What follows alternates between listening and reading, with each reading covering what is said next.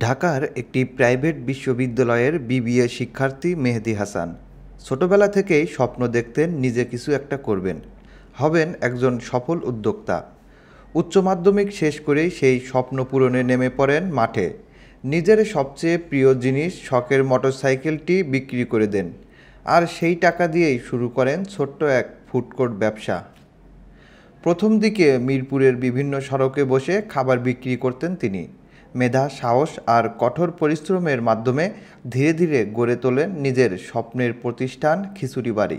মিরপুর জাতীয় স্টেডিয়ামের ৪ নম্বর গেটের বিপরীতে কাঁচাবাজার গলির মাথায় অবস্থিত এই রেস্টুরেন্টটি এখন ভোজনপ্রেমীদের পছন্দের ঠিকানা।